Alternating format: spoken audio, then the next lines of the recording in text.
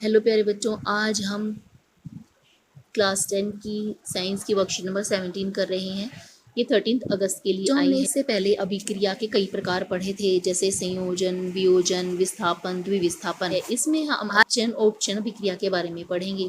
चलिए बच्चों, शुरू करते हैं। अभिक्रिया के समय जब किसी पदार्थ में ऑक्सीजन की वृद्धि होती है या हाइड्रोजन का ह्रास होता है, इसे हम उपचयन अभिक्रिया कहते हैं। अगर किसी अभिक्रिया में ऑक्सीजन पदार्थ के साथ जुड़ रही है तो इसे हम उपचयन कहेंगे। जैसे यहाँ कॉपर के साथ ऑक्सीजन जुड़कर और कॉपर ऑक्साइड बन गया है। Copper plus oxygen gives copper oxide, काले रंग का पदार्थ। इस अभिक्रिया में कॉपर ने ऑक्सीजन को ग्रहण कर लिया है और कॉपर ऑक्साइड बनता है। कॉपर का उपचयन हुआ है। जिस पदार्थ में ऑक्सीजन जुड़ जाती है उसका उपचयन होता है। यहाँ पर कॉपर में ऑक्सीजन जुड़ी है, इसलिए कॉपर का उपचयन हुआ है। इसी प्रकार जब मैग्नीशियम रिबिन को ऑक्सीजन में जलाया जाता है या वायु की उपस्थिति में जलाया जाता है तो यह मैग्नीशियम रिबिन भी मैग्नीशियम ऑक्साइड बन जाता है। क्योंकि यहाँ पर मैग्नीशियम ने अपने साथ ऑक्सीजन को जोड़ लिया है, इसलिए मैग्नीशियम का उपचयन हुआ है।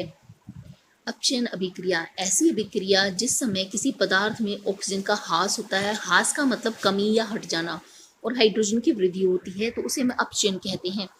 जब गर्म करने पर कॉपर ऑक्साइड हाइड्रोजन के साथ अभिक्रिया करवाई जाती है तो कॉपर के साथ उपस्थित ऑक्सीजन हट जाता है और हाइड्रोजन के साथ चला जाता है, इसलिए कॉपर बन जाएगा और यहाँ पर जल बन जाएगा।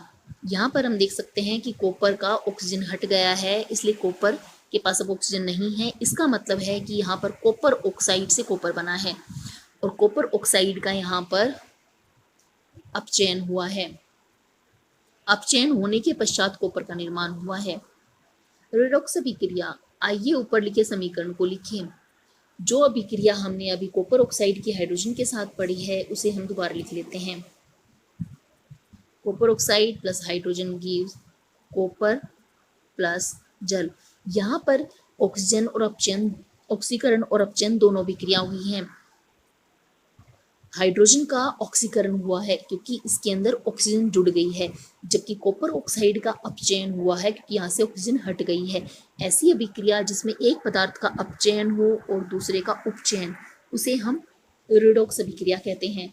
इस अभिक्रिया में कॉपर ऑक्साइड में ऑक्सीजन का ह्रास हो रहा है अतः कॉपर ऑक्साइड का अपचयन हो रहा है, जबकि हाइड्रोजन में ऑक्सीजन की वृद्धि हो रही है अर्थात हाइड्रोजन उपचयित होकर जल बना रहा है।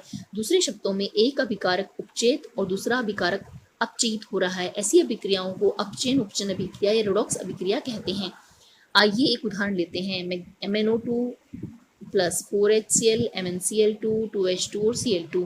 यहाँ पर अगर हम देखें तो HCl और HCl से क्लोरीन बन गया है। HCl में से ये हमें क्लोरीन मिल गया है, इसका मतलब यहाँ पर हाइड्रोजन माइनस हो गया है।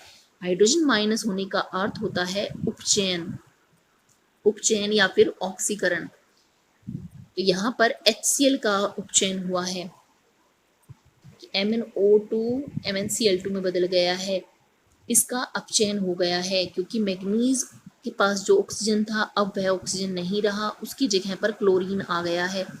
ऑक्सीजन के हटने के कारण इसका अपचयन हुआ है। अभ्यास के प्रश्न। रेडॉक्स अभिक्रिया को उदाहरण से परिभाषित कीजिए।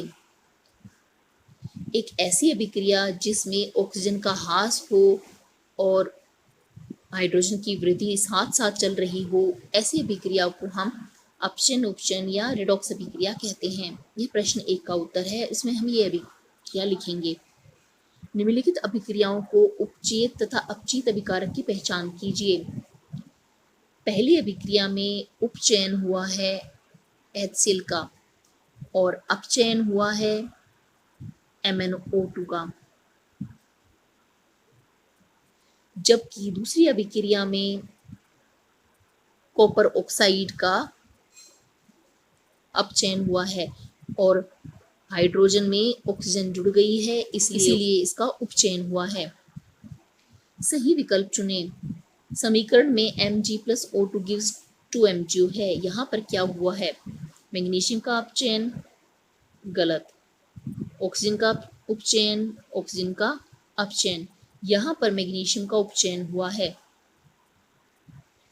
कॉपर के उपचयन से निम्न पदार्थ बनता है। कॉपर में उपचयन का मतलब ऑक्सीजन का जुड़ जाना। कॉपर ऑक्साइड काले रंग का पदार्थ। ऑक्सीजन की वृद्धि या ह्रास के संदर्भ में निम्नलिखित को उदाहरण सहित लिखिए। उपचयन तथा अपचयन, यानी इसका मतलब हमें इन दोनों को परिभाषित करना है। करने के लिए यहाँ से यहाँ तक लिखेंगे, यह उदाहरण लिखना है।